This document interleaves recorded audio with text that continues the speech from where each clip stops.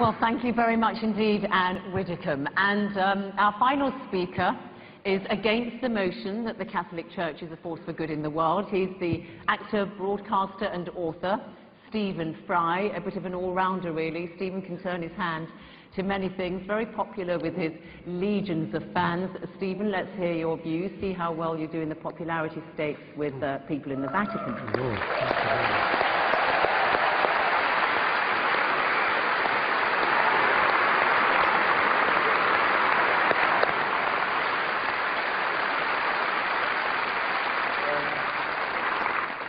Ladies and gentlemen, there are occasions, as Gwendolen remarked, in The Importance of Being Earnest, when it becomes more than a moral duty to speak one's mind, it becomes a pleasure. And this is one such occasion with my trusty hitch by my side.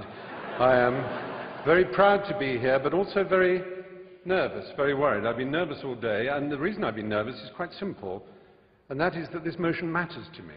It matters to me greatly. It's not a joke, it's not a game, it's not just a debate. I genuinely believe that the Catholic Church is not, to put it at its mildest, a force for good in the world. And therefore it is important for me to try and marshal my facts as well I can to explain why I think that. But I want first of all to say that I have no quarrel, no argument, and I wish to express no contempt for individual devout and pious members of that church. They are welcome to their sacraments, they're welcome to their reliquaries and to their Blessed Virgin Mary. They're welcome to their faith, to the importance they place in it, to the comfort and the joy that they receive from it. All of that is absolutely fine by me. It would be impertinent and wrong of me to express any antagonism towards any individual who wishes to find salvation in whatever form they wish to express it. That, to me, is sacrosanct as much as any article of faith is sacrosanct to anyone of any church or any faith in the world. It's very important. It's also very important to me, as it happens, that I have my own beliefs. They are a belief in the Enlightenment. They are a belief in the eternal adventure of trying to discover moral truth in the world. Discover. It's a terribly important word to which we might return. It's a fight, it's an empirical fight. It's one that was begun in the middle of the last millennium. It's given the name the Enlightenment. And there is nothing, sadly, that the Catholic Church and its hierarchs likes to do more than to attack the Enlightenment. It did so at the time. Reference was made to Galileo and the fact that he was tortured for trying to explain the Copernican theory of the universe. That's history. History, as Miss Widdicombe has reminded us, is irrelevant. It's not important. All that matters now is that billions of pounds go out of this extraordinary institution to relieve the poor around the world and make the world a better place. History is of no importance whatsoever. Well, I beg to differ. History whinnies and quivers and vibrates in all of us, in this hall, in this square mile. Let's think about this square mile. I'll come back to it in a moment. But first, Christopher made mention of limbo. It seems so tedious and so silly, one of those little casuistic games that Thomists and others play. Aquinas and Augustine of Hippo both proposed this extraordinary idea that babies who were unbaptized would not know heaven. They also proposed the idea of purgatory, which doesn't exist in the Bible. There's absolutely no evidence for it. However, what an extraordinary, brilliant coup to imagine such a thing as purgatory. That a soul needs to be prayed for in order to go to heaven, in order to turn left when he enters the aeroplane of heaven and get a first-class seat.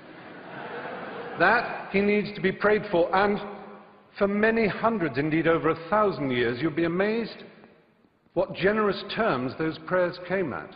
Sometimes as little or as 2/3 of a year's salary could ensure that a dead loved one would go to heaven.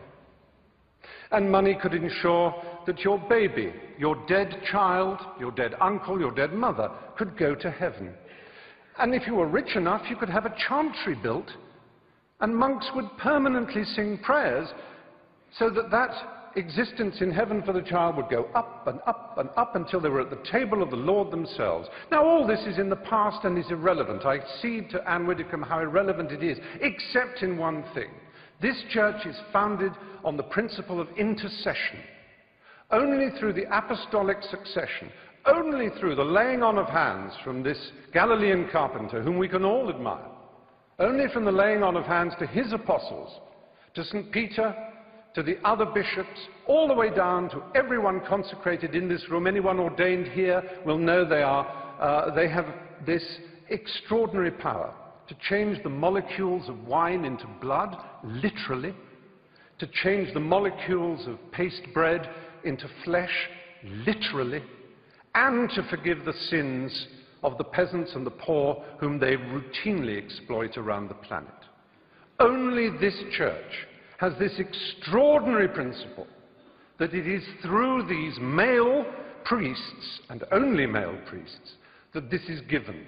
It is a doctrinal fact. It is more than a doctrinal fact. It is a dogma. Extra ecclesiam nulla salus. Outside the church, there is no salvation.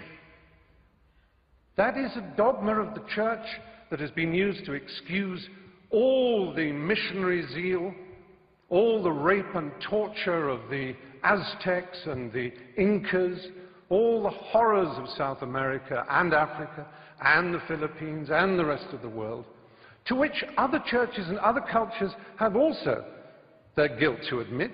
It's not unique to the Catholic Church, and I never said it was, and the motion doesn't say it was, or at least the opposition of the motion does not arrogate to the Catholic Church uniquely this sin.